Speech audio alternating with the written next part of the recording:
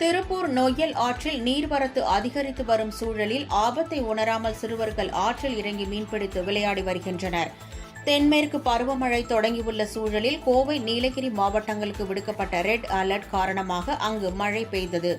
குறிப்பாக சிறுவாணி பகுதியில் அதிக அளவு மழை பொழிவு இருந்ததன் காரணமாக அங்கு உற்பத்தியாகக்கூடிய தண்ணீரால் நொய்யல் ஆற்றில் நீர்வரத்தும் அதிக அளவில் இருந்தது.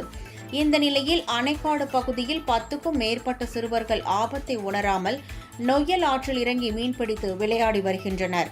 எனவே சிறுவர்கள் ஆற்றில் இறங்குவதை தடுக்க மாவட்ட மாநகராட்சி நிர்வாகம் சார்பில் உரிய நடவடிக்கை எடுக்க வேண்டும் என மக்கள் கோரிக்கை விடுத்துள்ளனர்.